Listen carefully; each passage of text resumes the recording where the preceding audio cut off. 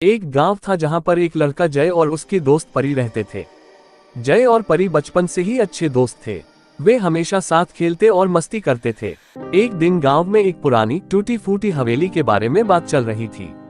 लोग कहते थे कि वह हवेली भूतिया है और वहां किसी का जाना मना है। जय और परी को ऐसी बातों पर विश्वास नहीं था। उन्होंने तय किया कि वे हवेली में जाकर खुद देखेंगे। एक रात जब पूरा गांव सो रहा था, वे दोनों चुपके से हवेली की ओर निकल पड़े। हवेली के पास पहुंचते ही वहां का माहौल बहुत डरावना था।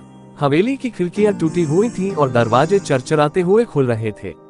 जय ने परी का हाथ पकड़ा और वे दोनों अंदर चले गए। अंदर अंधेरा था और एक अजीब सी ठंड थी।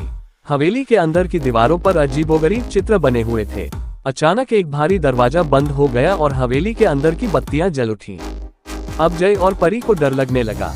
उन्होंने देखा कि दीवारों पर बने चित्र जीवंत हो गए थे और हिलने डुलने लगे थे। परी की चीख निकल गई जब उसने देखा कि एक चित्र में से एक औरत बाहर आ रही थी।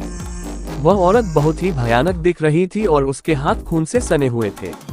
जय और परी भागने की कोशिश करने लगे, लेकिन हवेली का मुख्य दरवाजा बंद हो चुका था।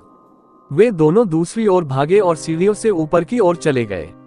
ऊपर पहुंचकर उन्होंने देखा कि वहां एक बड़ा कमरा था जिसमें एक पुराना आईना लगा था।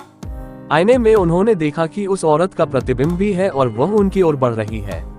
जय ने हिम्मत करके आईने को तोड़ दिया और अचानक एक तेज रोशनी चारों ओर फैल गई। जब रोशनी कम हुई तो जय और परी ने देखा कि वे वापस गांव के बीच में खड़े हैं। हवेली गायब हो चुकी थी और गांव के लोग चारों ओर खड़े होकर उन्हें देख रहे थे।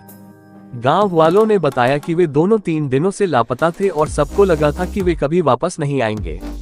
जय और परी ने उस रात की घटना के बारे में किसी को कुछ नहीं बताया, लेकिन वे जानते थे कि उस हवेली में जरूर कुछ भयानक था।